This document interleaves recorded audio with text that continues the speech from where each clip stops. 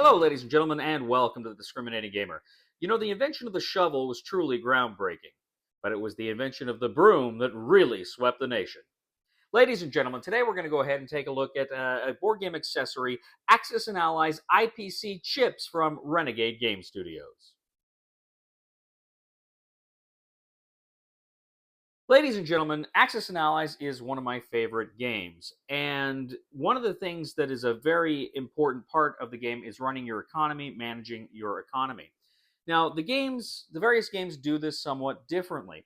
Now, the Anniversary Edition, which is probably my favorite version of the game, it actually comes with paper money, and you use paper money. This goes all the way back to the original Axis and Allies in the 80s. It had, paper currency. Some of the other editions, you simply would track your IPC income on a chart, but there was nothing physical, so that if you had stuff left over, it was hard to keep track of it.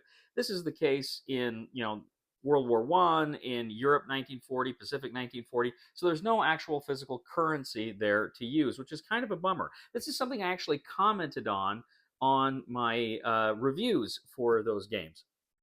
I'm not a big fan of that. Well, recently, the good people at Renegade Game Studios, they decided they were going to go ahead and actually create poker chips, IPC poker chips, then that you could use during the game. So you can use them for some of those others, or if you don't like the paper currency and Anniversary, you can use it there instead. And what these are is essentially poker chips. Now, they come in denominations of 1, 5, and 10, just kind of like the paper currency in the game. Which is pretty nice here because they're weighted. They've got a really good heavy weight to them, so they're not going to kind of flutter or flitter around if you're not careful, like the paper money sometimes does.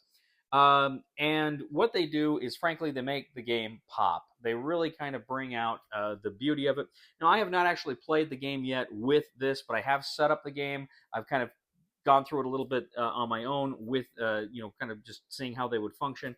And I got to tell you, I'm really super excited for my next full game of Axis and Allies to play with the IPC chips. I think they are beautiful. I think they, fill a real gap in some of those earlier games that didn't have any kind of currency at all. And I will be using this to replace the paper currency with Anniversary Edition or any other edition that has the paper currency. I just like the chips. I think they are fun to play with. They're fun to hold. And it's a great new way to play Axis and Allies. So I'm going to go ahead. I'm going to recommend the IPC chips. Do you need them? No, of course you don't. You can keep tracking it or use some other method for some of the games or use the paper currency. Of course you don't need it. But if you are an Axis and Allies aficionado like me, if you're somebody who loves Axis and Allies, this is something that's going to make your game pop. It's going to look beautiful. So as I say, I recommend it. Thank you once again for joining us today on The Discriminating Gamer. As always, we ask you to please leave a comment for us on YouTube, on Board Game Geek, on our Facebook page, or on thediscriminatinggamer.com. We'd ask you to please give us a thumb and subscribe to us here on YouTube. Follow us on Twitter, Facebook. We would really appreciate it. We'd also very much appreciate it if you would give us a thumb on Board Game Geek as well. If you really like what we do here, please check out my other channel. That is Cody Carlson, PhD, where we talk about history, military history, books on history, stuff like that. It would mean the world to me if you would subscribe to that channel as well. And if you do really like the content we bring to you here on The Discriminating Gamer, I would humbly ask you to click on the Super Thanks button and leave a tip.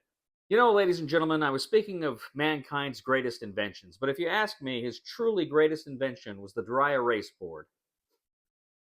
It's remarkable.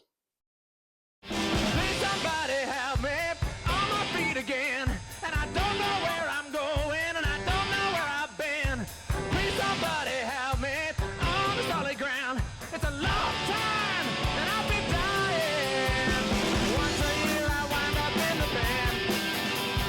God knows that I love to fight. Kimberly was a girl from